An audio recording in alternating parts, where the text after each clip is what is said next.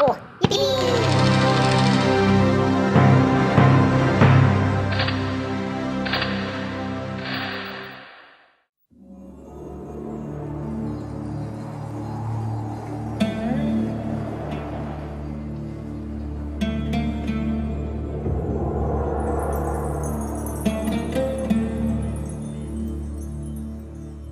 No land on earth possesses more wonders than Egypt.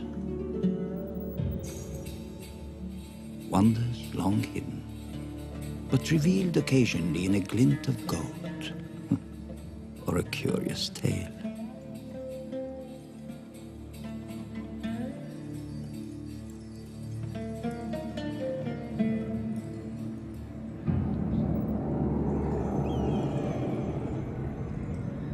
Our story begins with a death.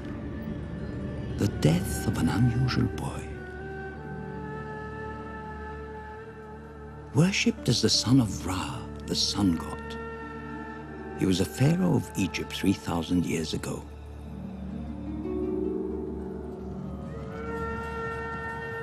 We don't know how he died, only that his death was sudden and mysterious. His body was preserved in the manner of other pharaohs, and priests anointed his coffin to prepare him for his final journey into the world of the dead.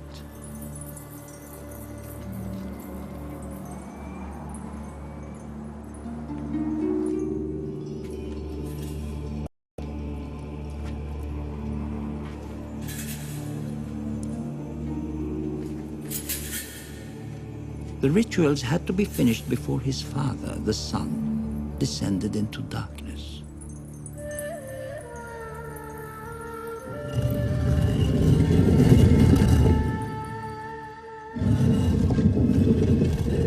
So this young pharaoh was secured in his tomb, surrounded by kingly treasures, and his seal was pressed into its entrance. From that time on, it was to be a place of peace, hidden and undisturbed throughout eternity. This young king's name was Tutankhamun.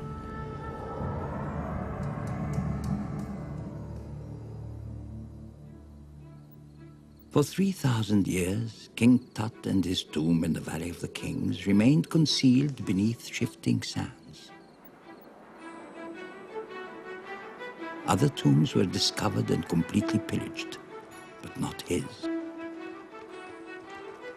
Believing he could find it, an Englishman named Howard Carter mounted 5 arduous expeditions, but they yielded nothing. In 1922, he returned to Egypt for a 6th attempt.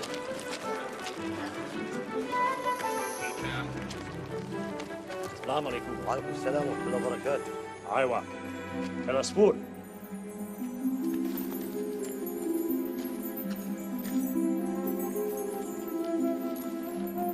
That year, he brought a beautiful canary to brighten his spirits. إن شاء الله. The workmen called it the Golden Bird and told Carter it would bring them good luck.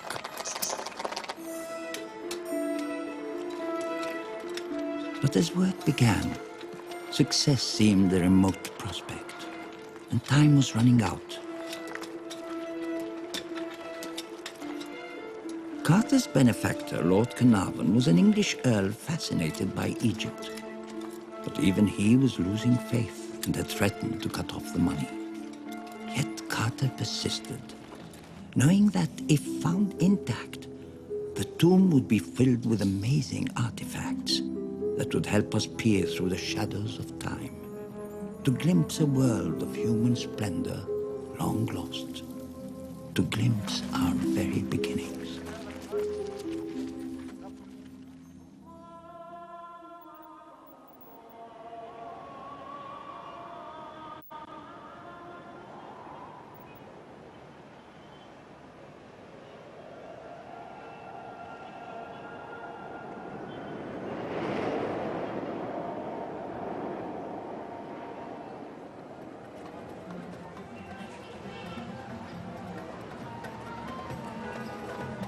It's a great story, Grandpa, but I want to know more. You live here, and I know you can tell me the real story. About? Well, my friends want me to ask about the curse. How anyone who entered King Tut's tomb... Will have some terrible things happen to them. Yes, I know. I don't know if I believe it, but will you tell me about it? So, the pharaohs, the tombs, the monuments, the great civilization who built them, you're not interested in. But the mummy's curse, you find... Exciting. Yes, I can see that. All right, then. You shall hear all about it. But first we must take a trip together. Where'll we start, then? At the source, of course. The source of the Nile.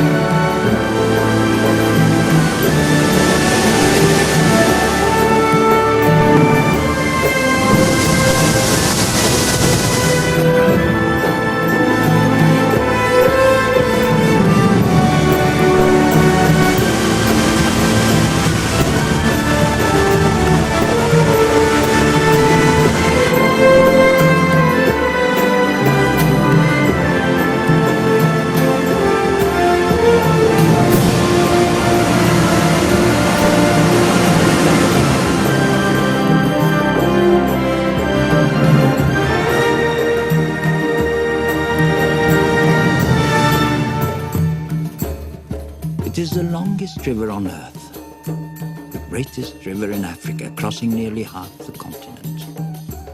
It is born of two rivers, the White Nile, which rises near Lake Victoria and heads north through Uganda, and the Blue Nile, which descends from the highlands of Ethiopia. They meet in the desert of Sudan, forming the main trunk of the Nile. By the time it drains into the Mediterranean Sea, its waters have journeyed more than 4,000 miles.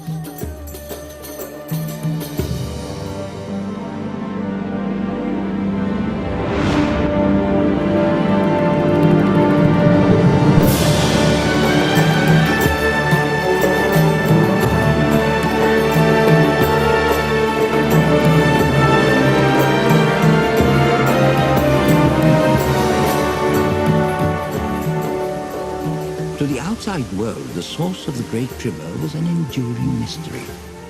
But to the ancient Egyptians, the source was clear. The Nile flowed from the realm of the gods. But what has the Nile to do with mummies and curses? Everything. There would be no mummies, no ancient Egypt. In fact, no Egypt at all without her. You see, Egypt without the Nile is a desert, suitable for camels and scorpions, but not great civilizations.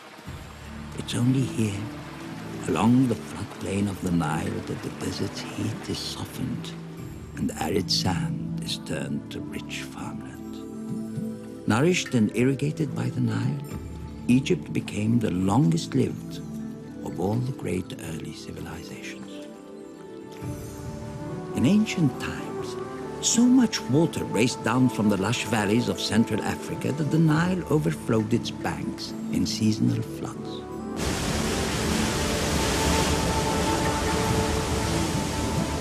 Mineral-rich silk was carried toward the desert of Egypt from lands upstream where wildlife flourished.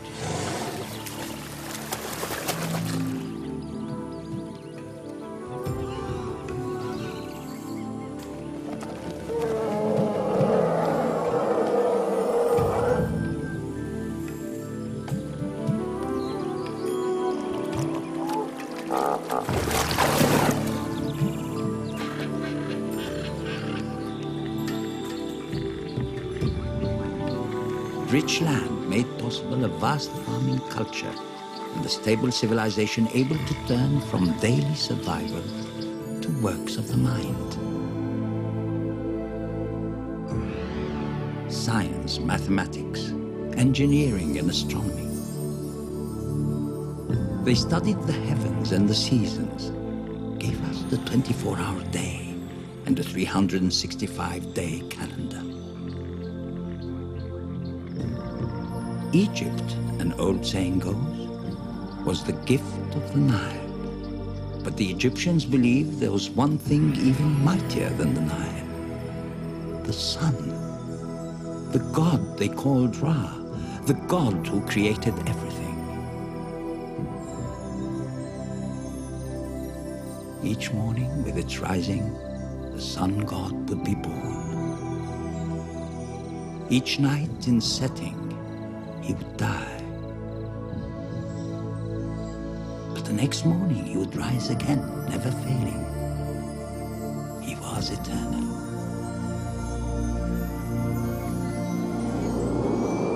When a king died, it was believed that he became one with Ra. His son, the new pharaoh, became Horus, the falcon, the living god on earth.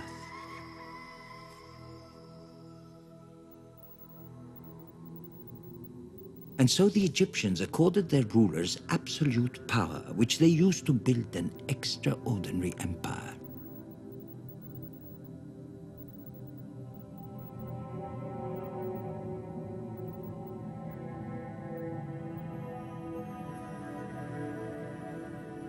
An empire of buildings so enormous and art so exquisite, we are still trying to understand how such wonders were created. How stones from the desert were turned into timeless monuments.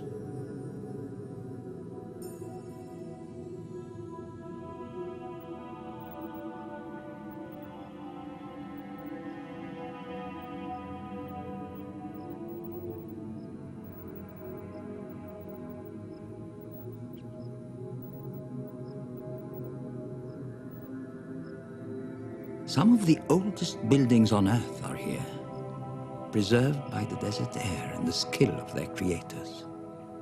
Some are so old that they had already stood 1,000 years when Tutankhamun was born.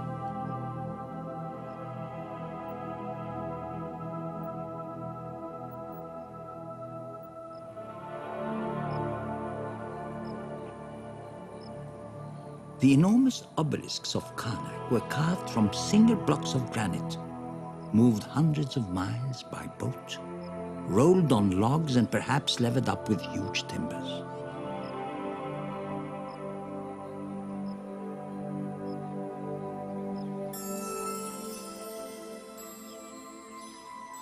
Giant statues of Ramses the Great carved at Abu Simbel are still some of the largest figures ever sculpted from solid stone. We don't know how they did it, but we do know why. To honor the pharaohs, both in life and after death. Honor the pharaohs after death? Does that have anything to do with mummies? Yes. Look at Tutankhamun, for example. When the young king died, the priests sought to create a magical new body for him. For 70 days, they labored, drying and preserving the royal body with salts and ointments, then wrapping it in hundreds of feet of linen laden with protective jewels, charms, and amulets.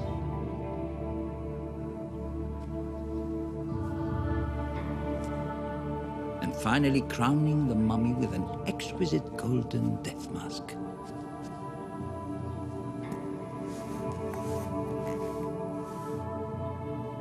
Tutankhamun was ready for the afterlife.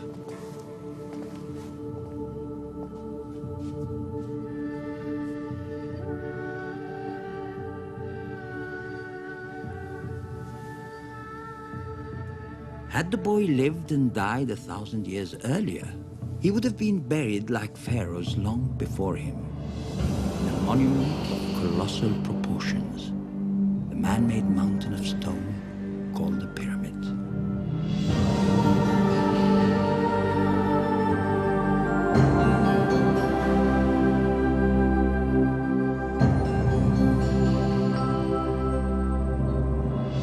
They probably saw the pyramid's shape as a mystical link between earth and sky, providing the pharaoh's soul with a stairway to the heavens.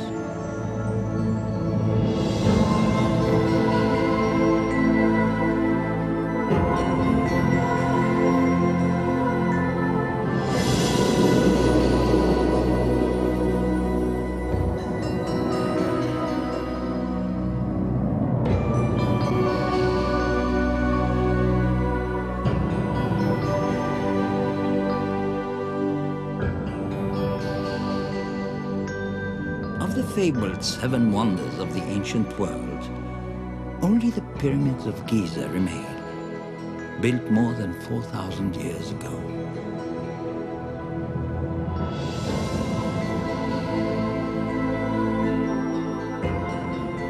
Nearly 500 feet tall, they contain some of the largest pieces of stone ever moved by humans, as much as 50 tons or more. Yet this was accomplished without wheels or pulleys or even iron tools.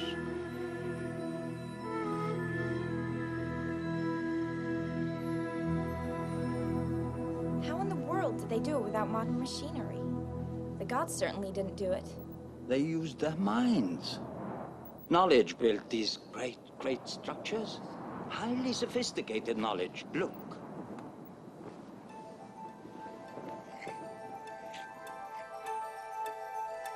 All of the Giza pyramids are built in perfect alignment with certain stars. That takes a knowledge of astronomy. The pyramid's foundations are laid out in perfect angles and dimensions, precisely correct for the height they wanted to reach. Now that takes knowledge of geometry and mathematics. And finally, you must get these big stones from down here to up there. And you must make them all fit perfectly. Now that takes knowledge. An incredible knowledge of engineering and organization. Organization? Absolutely. You just said so yourself. It wasn't the gods who built these great monuments. It was people.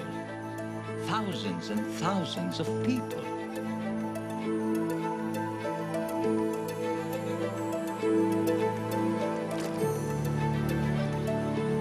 Imagine being one of these people living in a tiny village more than 4,000 years ago. Life would be pretty much the same, day in and day out, farming, herding cattle, fishing in the Nile. Then one day, you selected to journey by boat down the Nile. You are now part of the great national project to build the Pharaoh's tomb. But you have no idea what kind of a tomb. And then you see a monument to the sun, to life eternal.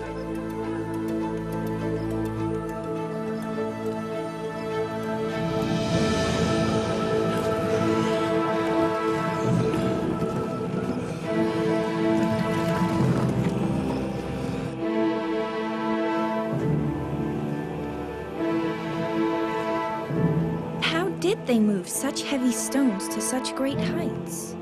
There are many theories, but they probably pulled the blocks up mud-slickened ramps. Raising the ramps as the pyramid grew, masons then set the stones with such precision a postcard couldn't fit between them.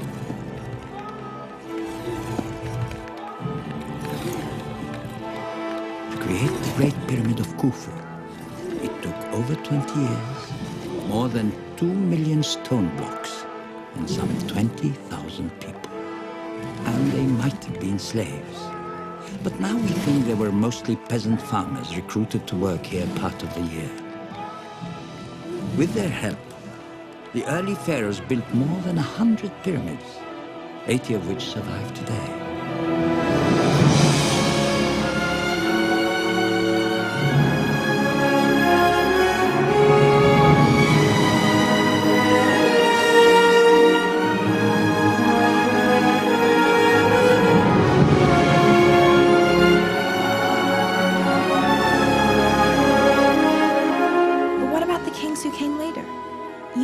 King Tutankhamun wasn't buried in a pyramid. No, he wasn't. They stopped building them, and for good reason. There were robbers who cared far more about heaps of gold than an eternal journey. The pyramids to these thieves were like enormous billboards saying, "We've buried the king in here, and all his treasure with him."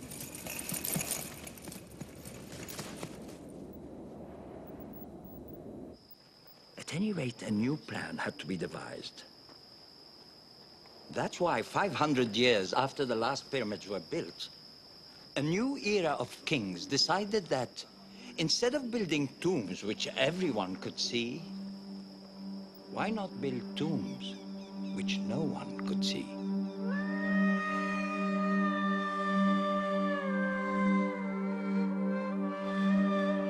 "300 miles south of the Great Pyramids, across the Nile from the modern city of Luxor, is this barren maze of valleys in the shadow of a natural pyramid.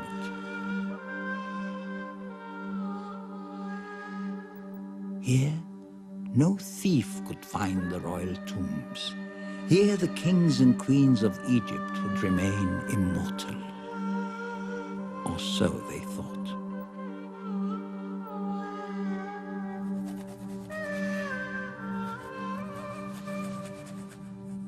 But greed breeds ingenuity. Cleverly hiding their devious enterprises, robbers scoured the Valley of the Kings.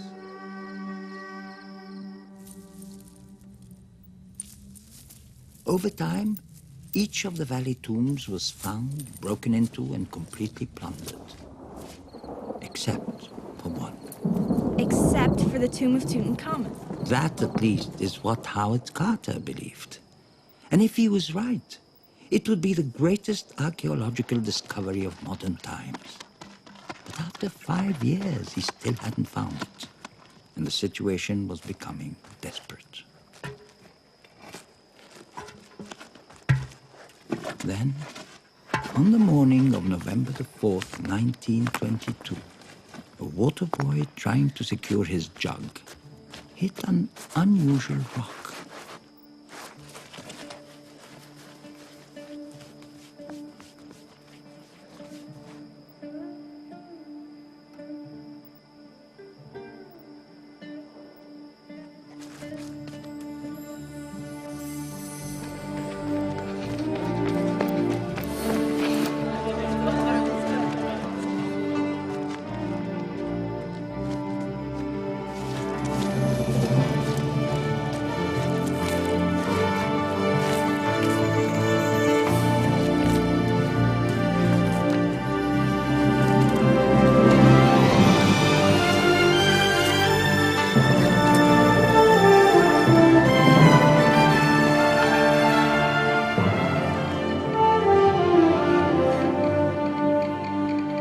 Sent a telegram to Lord Carnarvon in England to come quickly, and went to Cairo to meet his benefactor. But while he was away, something very strange happened.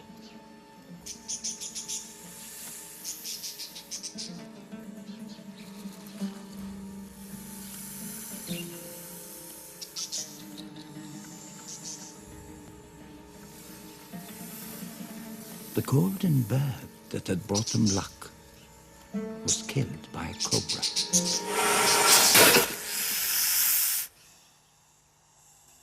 Well, now, the cobra was the protector of the pharaoh, and the canary represents those who had entered the tomb. So the cobra ate the canary because of the mummy's curse? More likely he ate it because he was hungry. I like the curse idea better.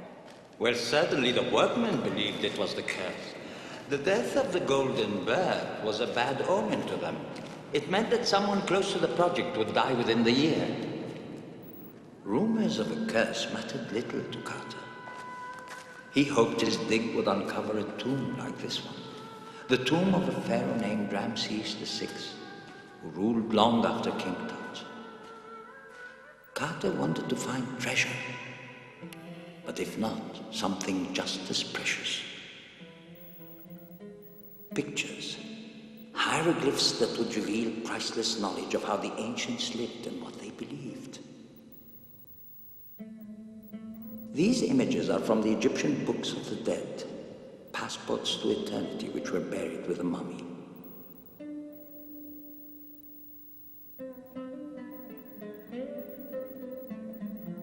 To help a dead king reach the afterlife, they supplied answers to questions he would be asked. Spells to deflect dangers along the way.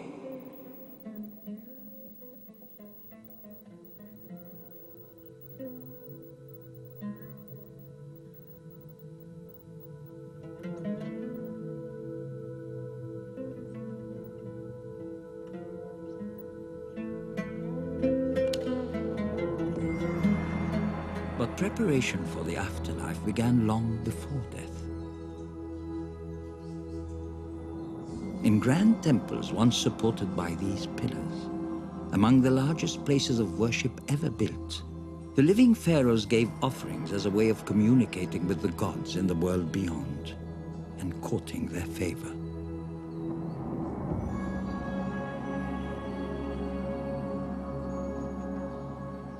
Both immense and colorful, temples like the great structure called Medinet Habu were the settings for magnificent rituals that proclaimed to all not only the pharaoh's power and wealth, but his devotion to the gods he would one day join on a journey through eternity.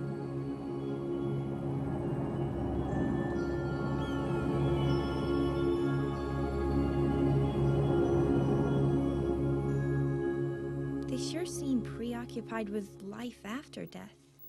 Yes, and probably because no ancient people enjoyed life as much as they did. There are picture stories of invention and adventure, of board games and ball games, of dance and music,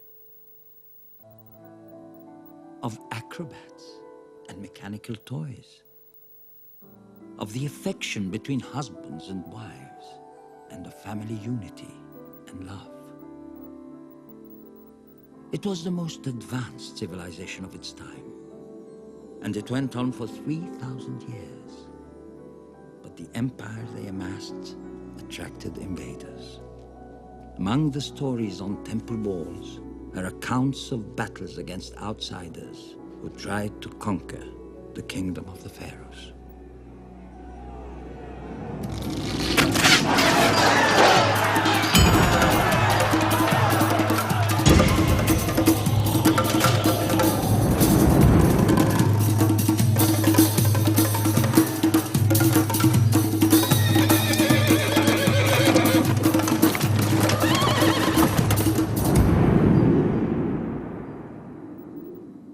But the invading empires became more powerful, even more determined.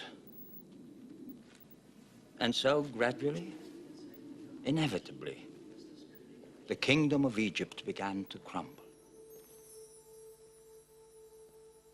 Well, how could a place as powerful as Egypt just collapse? Actually, many things happened.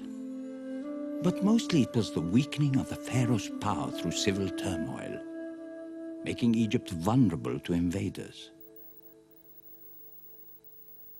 Little by little, much of the pharaoh's great empire, along with its secrets, was reclaimed by the desert.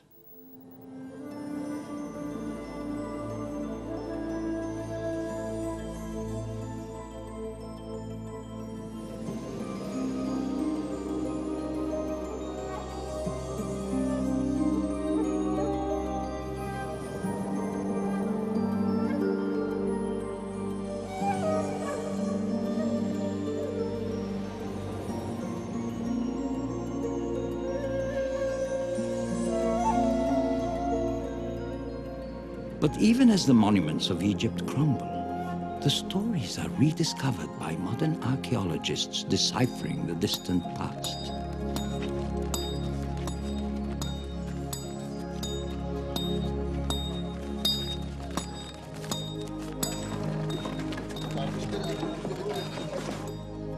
Scholars and artists are preserving the Great Sphinx for all humanity.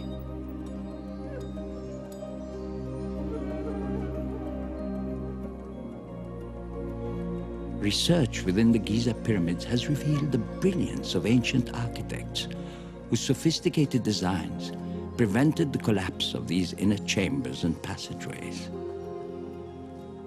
DNA analysis is helping to identify family ties of the royal mummies and to give us clues about how they lived and died. New excavations are uncovering the support system of settlements and facilities for the workers who built the Giza pyramids.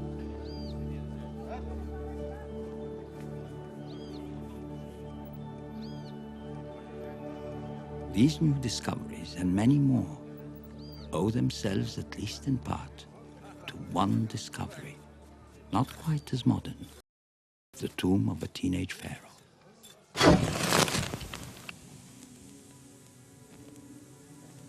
On November 26, 1922, Howard Carter reached the wall outside the first chamber of Tutankhamun's tomb.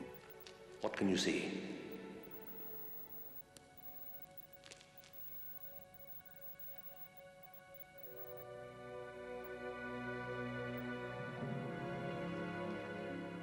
Carter, please, can you see anything?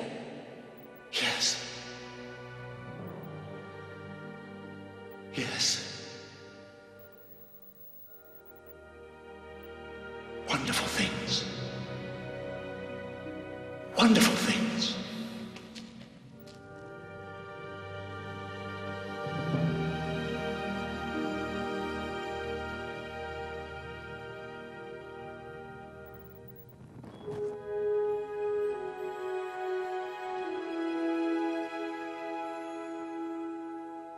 And they were wonderful things, kept hidden for over 3,000 years in 4 chambers carved from solid rock.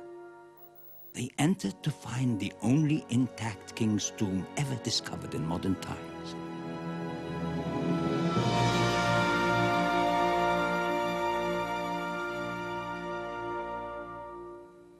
And in the burial chamber, 4 golden shrines. Inside the 4th shrine, 3 golden coffins, one inside the other, and at the center, the mummy of the boy king Tutankhamun.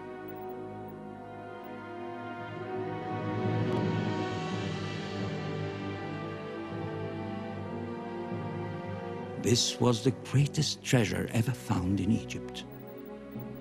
Well over 2,000 objects of gold, alabaster, lapis, and precious jewels made thousands of years ago by master craftsmen.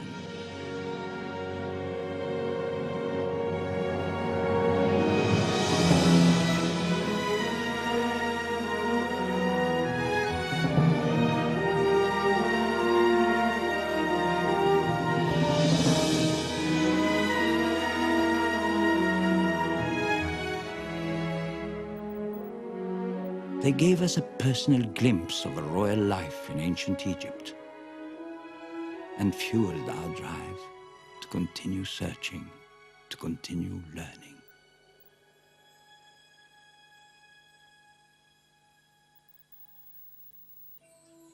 So through discoveries like Howard Carter's and those of modern archaeologists, the ruins of ancient Egypt mean something to us.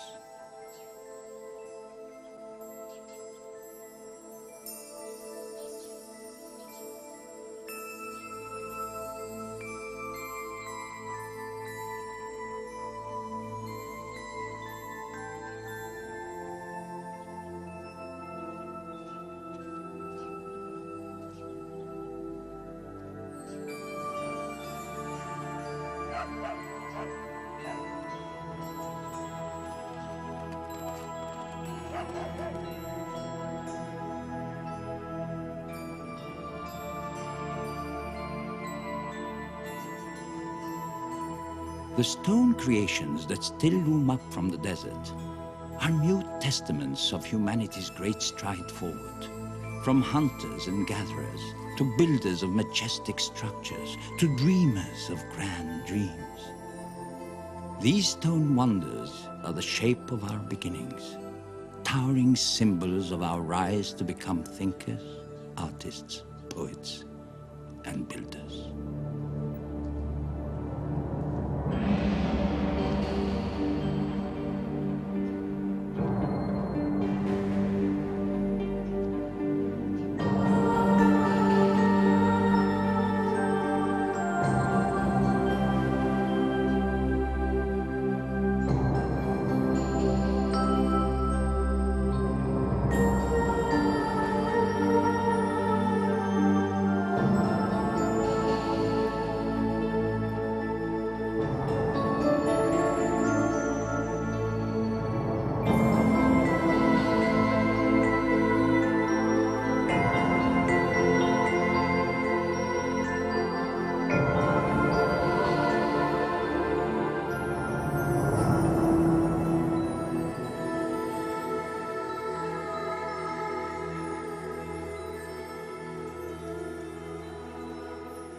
These great monuments keep us humble too. After all, they managed to survive for nearly 5,000 years. How long has our modern civilization been around in comparison? Not very long. Not very long. Now, as to the matter of the curse. Lord Carnarvon died from an infected mosquito bite 5 months after King Tut's tomb was opened.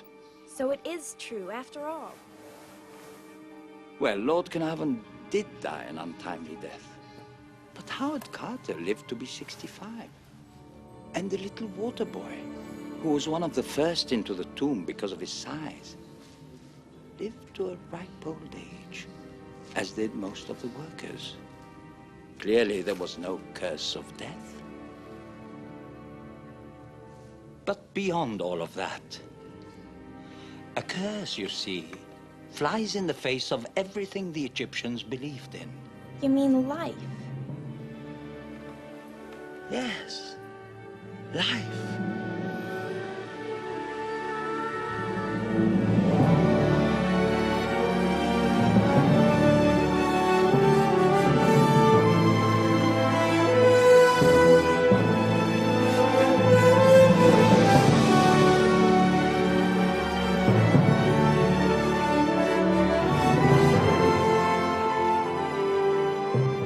For them wasn't an end. It was the beginning of a great journey through eternity, where their gods and kings sailed the morning ship across a lake of flames in the sky, rising in new life each day with the sun.